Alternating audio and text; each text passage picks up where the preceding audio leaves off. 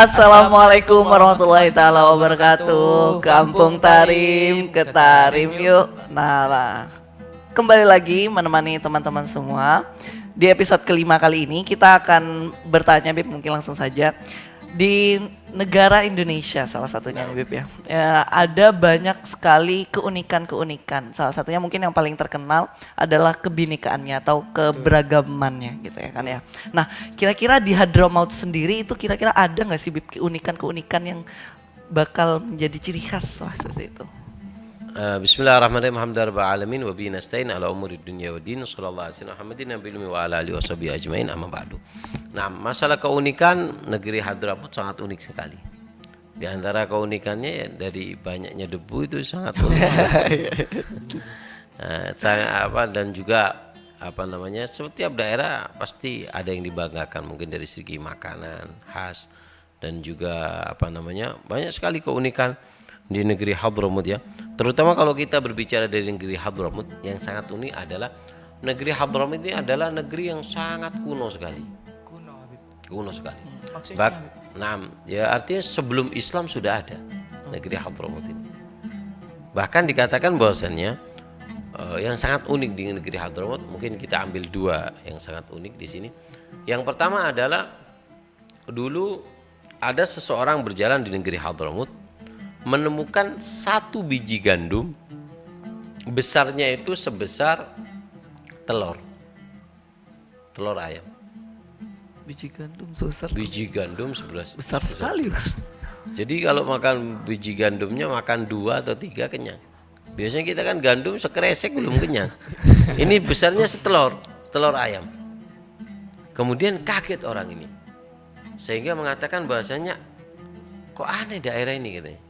Kok bisa ada? Apa yang unik di tempat ini? Pakai pupuk apa kok bisa besar? Mungkin pakai kaca pembesar kemudian atau difoto terus di zoom terus di tak keluar. Dikatakan bahwasanya kau jangan tanya aku, kamu tanya di situ. Itu ada orang di sana sangat tua sekali. Coba kamu di sana. Itu ada orang umurnya 300 tahun lebih. Didatangi orang desa tersebut, orang yang sangat tua dan matanya ini hampir nutup kelopak matanya ini nutup ke bawah. Jadi kalau ada orang salam dibuka seperti itu. Kemudian ditanyakan bahasanya, ya Syekh, aku ingin tahu apa keajaiban daerah ini, kok bisa ada biji gandum besarnya seperti telur ayam. Kemudian dia ini nggak nyambung, ditanyai nggak nyambung, seperti itu. Kemudian, waduh, ini umur tanya, ini kenapa ini? Kok nggak nyambung? Berapa umur ini? 300. Wah, 300 tahun. 3 abad. Coba ke satunya. Yang itu berapa? Yang itu umurnya 400 tahun. Oh, masa mungkin bisa nyambung? Coba kamu datang. Ketika datang ke yang umur 400 tahun, kadang nyambung, kadang enggak. Ditanya kadang nyambung, kadang enggak. Ini 400 tahun kok lebih nyambung dari yang 300. Masih lebih mending dari yang mending. Ke yang umur 500 tahun kemudian. Lebih segar, lebih lebih bisa difahami omongannya. Kemudian orang ini tanya, sebelum aku tanya keunikan telur, di sini ada yang lebih unik lagi. Apa? Kenapa kamu yang umur 500 tahun, kamu lebih cerdas daripada yang 400 dan 300? Dijawab sama yang umur 500. Yang umur 400 itu anakku.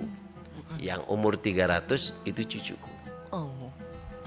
Loh, kenapa Anda yang cerdas? Harusnya Anda ini yang jadi cucu yang lebih cerdas. Kalau iya, cucuku itu dia menikah, dia pilih yang cantik. Waduh. Tapi cerewet. Waduh. Jadi akalnya sudah dikuras ketika masih muda, ketika tua ngeblank. Jadi ini teman-teman hati-hati, kalau nggak mau ngeblank ketika tua, waspadalah. Pembelajaran ini teman-teman. Jangan cari istri yang cantik saja. Kalau cantik itu gampang, glowing cantik. Glowing.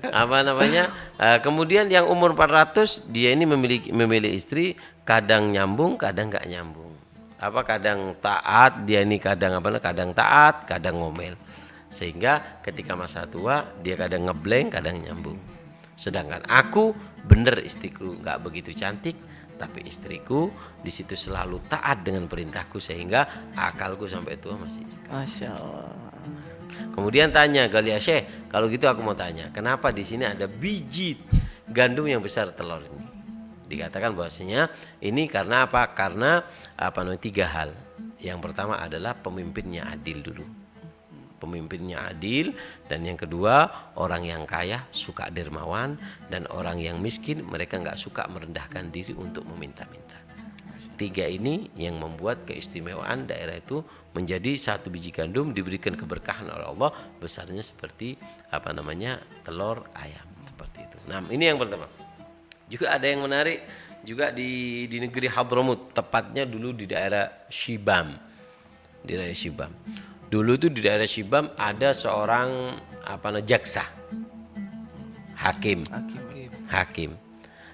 yang diutus ke satu daerah menangani kasus-kasus. Mohon maaf Beb, ini jadi Shibam ini nama distrik atau gimana Beb? Maksudnya?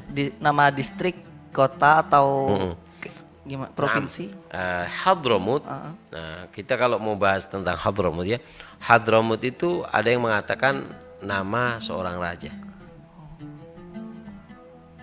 Nama seorang raja. Nah, Hadramut nama punya orang raja, punya dua orang anak. Namanya satu Shibam, satu Tarim. Nanti kita akan ceritakan tentang Tarim dan juga Shibam. Nah, Tarim dan Shibam.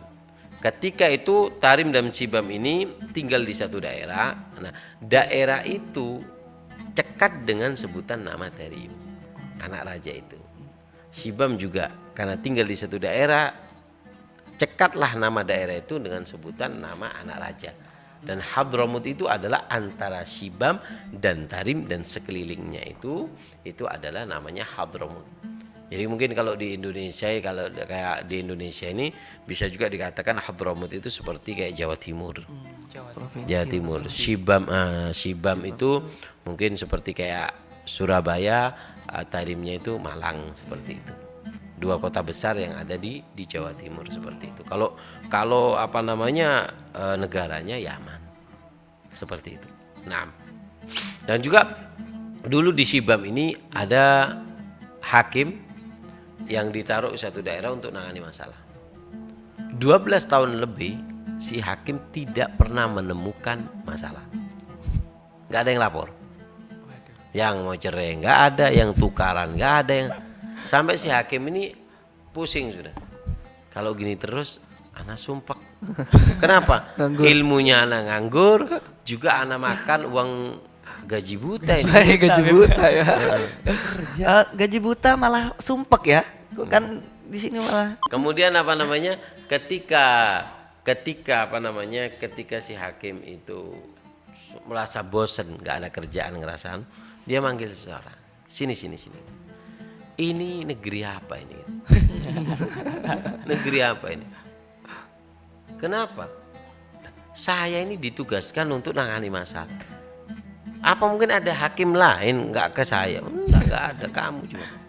Loh, kenapa nggak datang? Oh, di negeri ini salah kalau dikirimi hakim. Loh, kenapa? Karena kami sudah punya kaidah di negeri ini. Firman Allah, faman afa wa aslaha fa ajruhu 'ala Allah. Faman afa, siapa yang memaafkan, wa aslaha kemudian damai, pahalanya Allah sendiri yang ngasih. Makanya kita kalau bertengkar langsung cepet-cepetan maafkan, cepet-cepet islah, mengharap daripada Allah yang nanti akan memberikan balasan. Seperti itu. Nah, ini yang sangat unik di negeri Shibam. Bahkan kemudian si hakim ini busuk, wah kalau gini anak mau pulang aja. Ketika mau pulang, subhanallah, akhirnya Allah kasih masalah. Datang selama 12 tahun. 12 tahun. Baru ada masalah.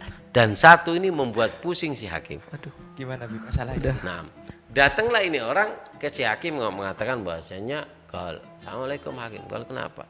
Saya mau nuntut dengan ini. Oh, tunggu.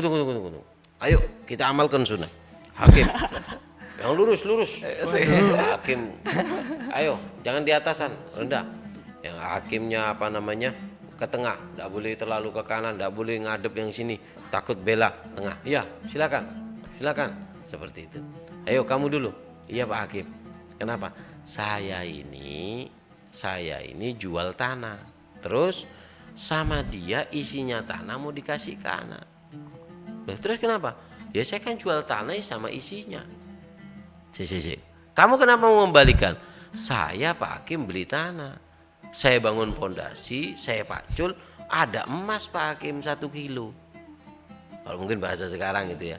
Ada emas begitu besar 1 kilo. Terus ya saya kembalikan emasnya. Saya nggak mau emas. Saya beli tanah. Saya nggak beli emasnya. Kan punya dia. Kata si Hakim, wah ini gak waras orang-orang. Kalau bahasa Maduranya tak beres orang ini. Dipikir masalahnya gimana? Terus gimana? Gini aja Pak Hakim, kita nggak mau masalah. Terus ya apa kalau emas ini ambil Pak Hakim aja. Waduh, masalah dikasih emas Hakim. Masalah dikasih emas. Akhirnya si Hakim, oh kalian pengen selesai masalah kemudian masukkan saya ke masalah. Enggak, ambil lagi. Gini aja sudah. Kamu punya anak laki? Punya. Kamu punya anak perempuan? Kawinkan, ini mas kawinnya sama ongkos belajar. Pulang, tutup sudah di sini, ditutup seperti itu. Masya Allah. Ini yang sangat unik di di negeri Hadramut, paham ya? Dan masih banyak sekali keunikan yang ada di Hadramut. Insyaallah di lain waktu kita akan korek-korek lagi tentang Cukup keunikan sampai itu. sini dulu Habib untuk episode saat ini. Mudah-mudahan Pak. Sangat menarik kisah-kisahnya ya kan, sangat menghibur, dan tentunya di lain episode kita akan lebih mengorek-ngorek lagi seperti kata beliau tentang Kota Tarim gitu ya kan. Dan itu sekian dari kami. Assalamualaikum warahmatullahi wabarakatuh.